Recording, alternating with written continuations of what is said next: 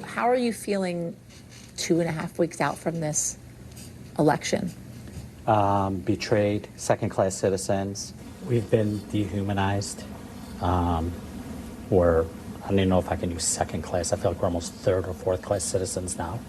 This is what we're trying to grapple with as a community of color, as a community that is civically engaged, and a community that's done everything right here in America, right? But we've been told that you don't matter, to the extent that we will continue to shed the blood of your people. As Arab Americans in this community, as Lebanese-Americans now in this community, and you say politicians, which politicians do you blame? They're the ones that are approving the weapons, the resources to bomb our people back home. Although I'm here, I'm an American, I work here, I've had my kids here, my roots are still in Lebanon. I feel like they're turning their back on us. That's my home, my homeland, and they're the ones that are bombing it. Who is voting for Donald Trump in 24? It's possible. It's possible. Yeah. It's definitely not by Harris, that's for sure. Who's voting for Kamala Harris here? Absolutely no. No. Not possible. There's nothing she can do or say for us to change our mind. Who's voting third party in 2024? Good chance. So Jill Stein. Most likely. It's also a possibility that some of us will just abstain from voting altogether, but we do know that that's not the best political strategy, you know. Why are you voting for Donald Trump?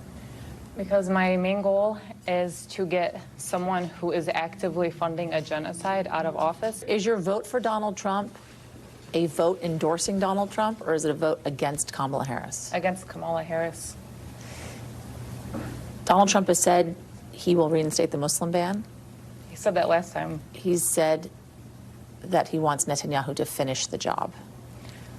Donald Trump said a lot of things his first time around that terrified me. The campaign that the Democrats ran was that Donald Trump hates us. I felt safe, though, in the country when Trump was in office. I don't feel safe right now with Kamala in office. So, I mean, that to me speaks more. Trump is definitely bad news for this country. And it's unconscionable for me to want to vote for a man like that. So I would not, with a protest vote for Trump. Some would argue that a vote for Jill Stein is a vote for Donald Trump. That's a moral decision that I'm going to make, that I cannot put a vote behind a man that obviously has these nefarious intent.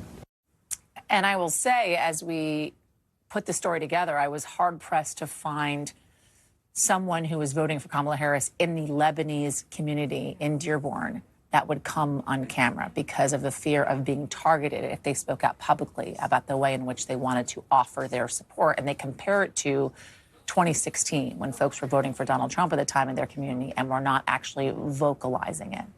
A lot to be watching for in the coming weeks in the state of Michigan. Thanks for watching. Stay updated about breaking news and top stories on the NBC News app or follow us on social media.